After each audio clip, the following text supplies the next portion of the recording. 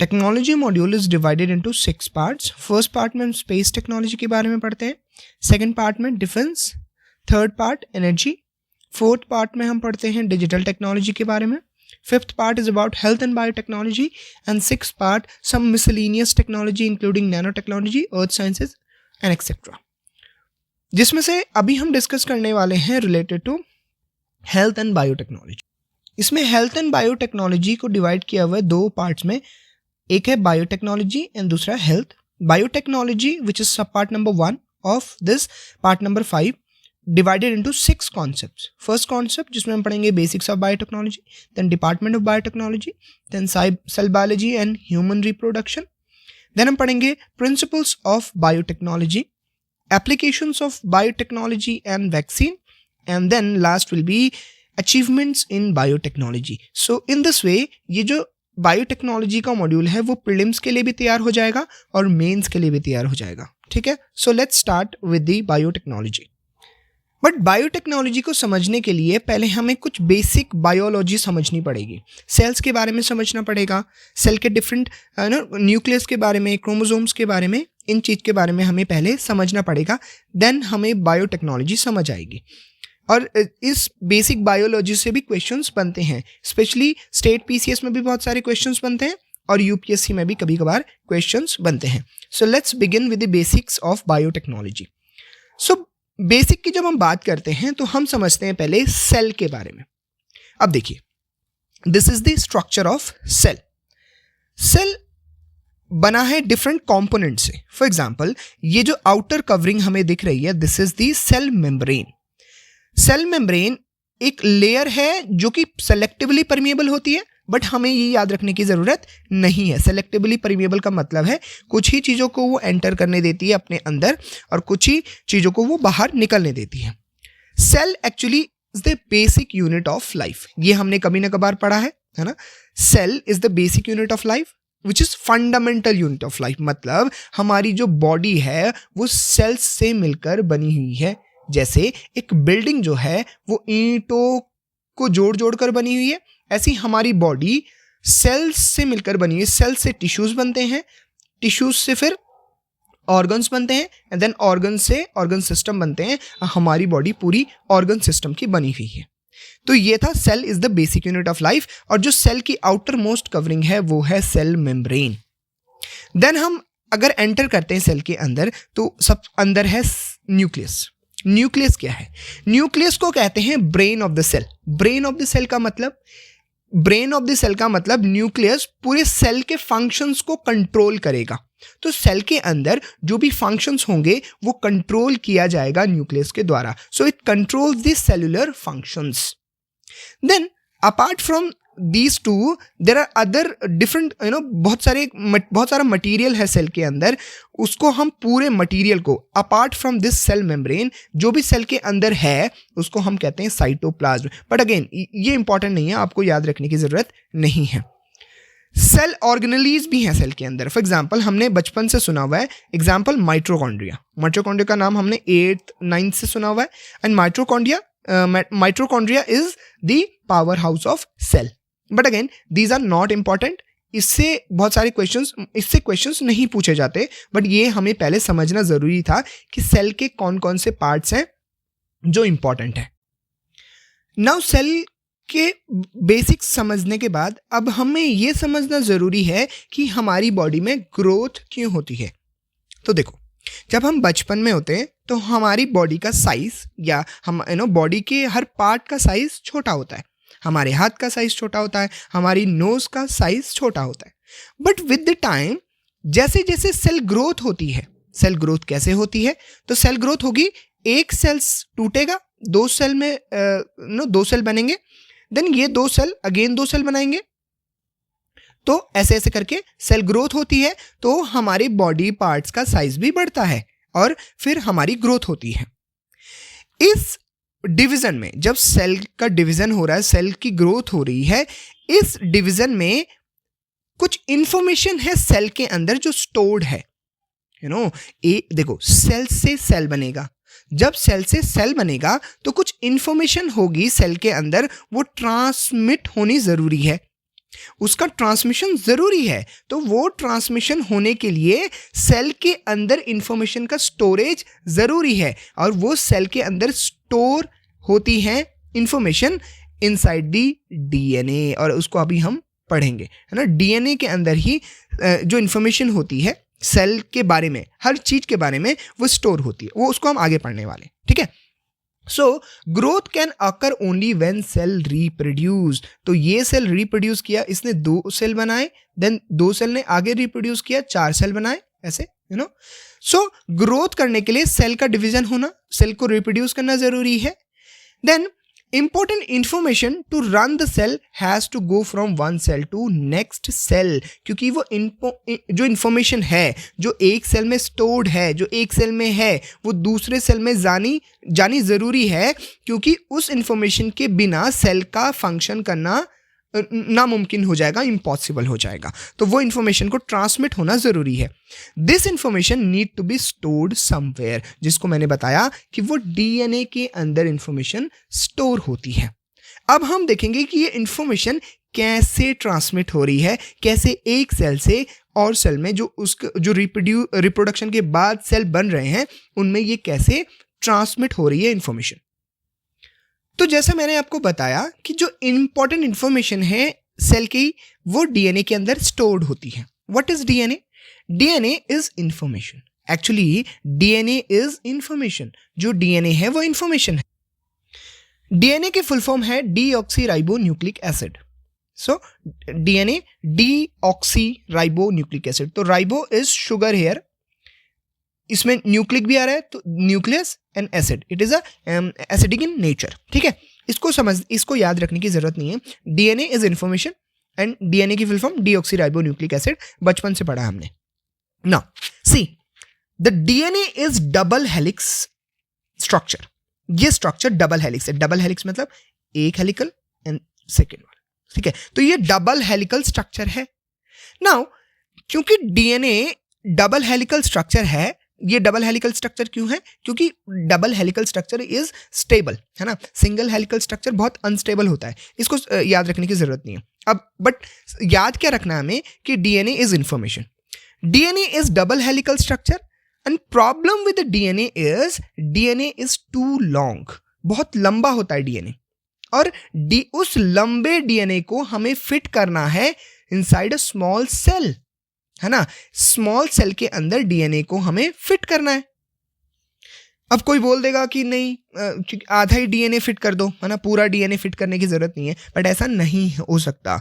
Cell के अंदर complete DNA को फिट करना जरूरी है ना। तो डीएनए क्योंकि बहुत लंबा है तो उसको हमें क्या करना पड़ता है? कंपैक्ट करना पड़ता है। तो कंपैक्ट करने के लिए हम क्या करेंगे? इसकी कॉइलिंग कर देंगे, ऐसे ऐसे ऐसे कॉइलिंग कर देंगे, जिससे क्या होगा कि वो सेल के अंदर फिट हो जाएगा, ठीक है। So we need to condense the DNA to fit this long DNA inside the cell. और सेल के अंदर भी हमें न्यूक्लियस के अंदर उसको फिट करना है। पहले आप इमेजिन कीजिए सेल कितना छोटा है एंड सेल के अंदर न्यूक्लियस कितना छोटा होगा, तो हमें इसको कंडेंस करना पड़ता है। But again this information is not that important. यहां से क्वेश्चन कोई नहीं बनेगा।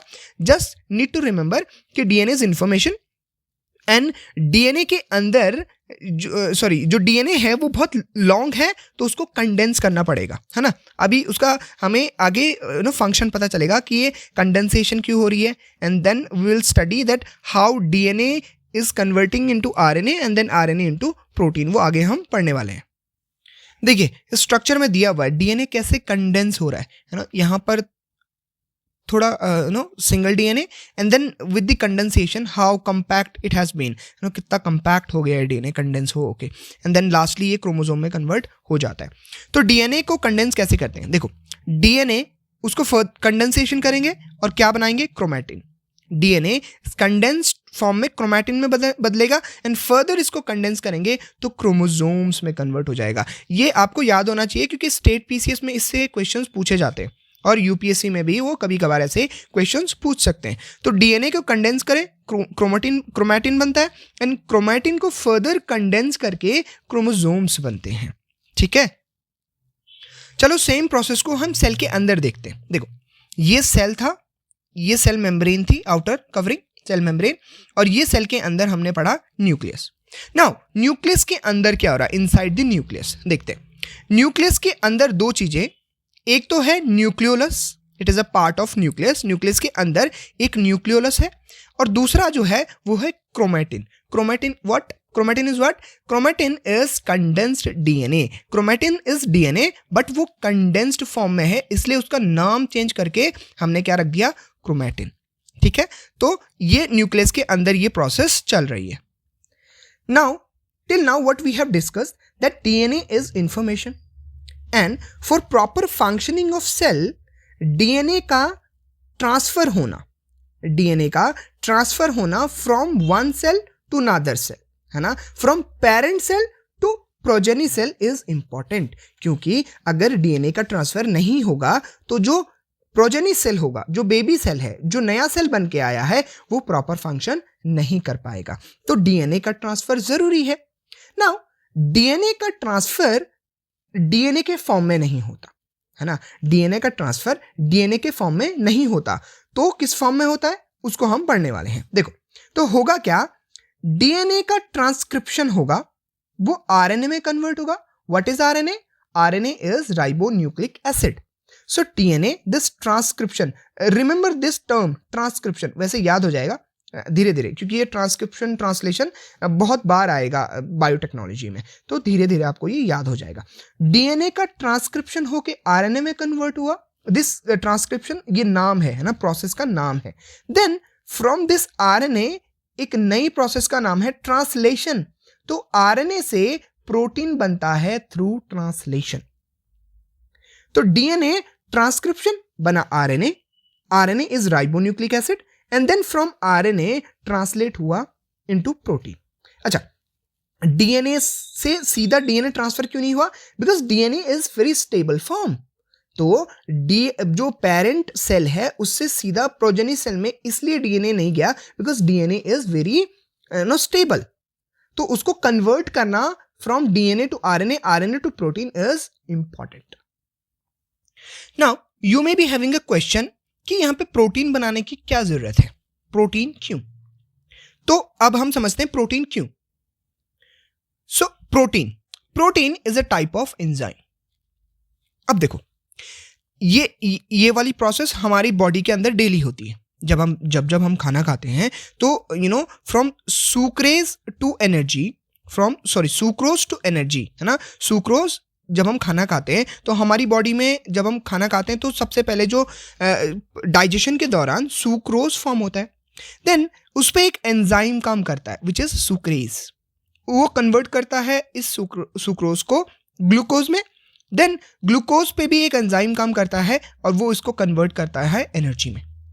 तो फ्रॉम सुक्रोज टू एनर्जी, क्योंकि हमारी बॉडी को फंक्शन करने के लिए एनर्जी की जरूरत होती है ना, हर काम करने के लिए हमें एनर्जी चाहिए। तो फ्रॉम सुक्रोज टू एनर्जी हर टाइम पे एंजाइम्स फंक्शन करते हैं। डाइजेशन का काम एंजाइम्स कर रहे हैं, रेस्पिरेशन का काम एंजाइम्स कर रहे हैं, तो हर काम एंजाइम्स के थ्रू हो रहा है। तो हमारी बॉडी को एंजाइम्स की जरूरत है, बट ये फंक्शंस कहाँ हो रहे हैं? ये जितना भी फंक्शंस हो रहे हैं, digestion, excretion and everything, metabolism, कहाँ हो रहा है? ये सेल के अंदर हो रहा है, और सेल के अंदर हमें एंजाइम्स चाहिए। तो इसलिए वो एंजाइम्स की information from one cell to another cell, from parent cell to progeny cell कौन लेके आएगा? डीएनए। तो डीएनए के अंदर इंफॉर्मेशन होती है कि ये वाला एंजाइम रिलीज करना है ना। तो बॉडी के फंक्शन के लिए एंजाइम्स जरूरी हैं, और एक सेल से जब दूसरा सेल बनता है तो वो इंफॉर्मेशन आनी चाहिए from one cell to another cell कि ओके ये वाला एंजाइम बनाना है। These type of enzymes will be formed जब ये डाइजेशन होगा, जब एक्सक्रीशन होगा, जब रेस्पिरेशन होगा। तो इसलिए डीएनए का ट्रांसमिशन होना जरूरी है, क्योंकि डीएनए इंफॉर्मेशन है, हर चीज के बारे में इंफॉर्मेशन है। तो इसी बारे में हम बात कर रहे थे। For a cell to reproduce new cell has to form. एक सेल को रिप्रोड्यूस करने के लिए करने के बाद नया सेल फॉर्म होता है, तब जाके हमारी बॉडी की ग्रोथ होती है। And new cell must have all essentials enzymes and enzymes come from DNA. यही मैं आपसे बात कर रहा था, डीएनए का ट्रांसमिशन जरूरी है क्योंकि एंजाइम्स कहाँ से आ रहे हैं, एंजाइम्स आ रहे हैं डीएनए से, इसलिए डीएनए जरूरी है, ट्रांसमिशन ऑफ डीएनए जरूरी है। एंजाइम्स तो हमने समझ लिया, बट अब समझते हैं वाई आरएनए, आरएनए का फॉर्मेशन क्यों जरूरी है। उससे पहले हम समझते हैं कि डीएनए का स्ट्रक्चर क्या है। देखो, डीएनए मैंने आपको बताया, DNA is double helical structure, ये एक helix and this is second one, this is the double helical structure. Now DNA के अंदर बेस पेयर्स होते हैं, बेस पेयर्स, नाइट्रोजनस बेस, है ना। जैसे ये 4 है, A for adenine, G for guanine, C for cytosine and T for thymine. ठीक, adenine, guanine, cytosine and thymine. Remember these names क्योंकि ये नाम स्टेट पीसीएस में बहुत बार पूछे जाते हैं। Adenine, guanine, cytosine, thymine. Now ये बेस पेयर्स आपस में जुड़े होते हैं, एक बेस पेयर दूसरे बेस पेयर से जुड़ा होता है। यहां दिख रहा होगा ये बेस पेयर यहां जुड़ा हुआ है, दोनों हेलिक्स को आपस में कौन जोड़ रहे हैं, बेस पेयर्स जोड़ रहे हैं। ए जुड़ता है टी से, एडेनिन जुड़ता है थाइमिन से, A bind to T, A T से जुड़ता है। एंड जी जो गुआनिन है वो साइटोसिन, तो जी जुड़ता है सी से। आपको ये याद रखना है, एडेनिन थाइमिन से जुड़ता है एंड गुआनिन साइटोसिन से जुड़ता है। तो DNA is double helical structure. DNA को मैंने पहले भी डिस्कस किया कि DNA is a double helical structure, जिसकी वजह से डीएनए डबल हेलिकल स्ट्रक्चर होने की वजह से बहुत स्टेबल है। बहुत स्टेबल होने की वजह से इसको प्रोसेस करना बहुत डिफिकल्ट है, और इसको प्रोसेस करना डिफिकल्ट है, इसीलिए इसके डबल हेलिकल स्ट्रक्चर को तोड़ के हमें सिंगल हेलिकल स्ट्रक्चर, ये था ऐसे था ना डबल हेलिकल स्ट्रक्चर, ऐसे इसको हमें सिंगल हेलिक्स में कन्वर्ट करना पड़ता है, और वो सिंगल स्टैंड है, वो है आरएनए। ठीक है, RNA is a type of protein, RNA is a type of protein.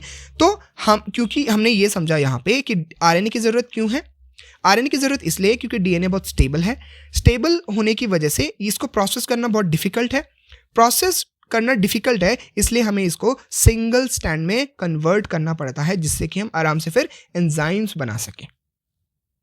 तो इसीलिए उस प्रोसेस में जहां पर हम ट्रांसक्रिप्शन और ट्रांसलेशन जो हमने पढ़ा था, उस प्रोसेस में हमें जरूरत पड़ती है आरएनए की।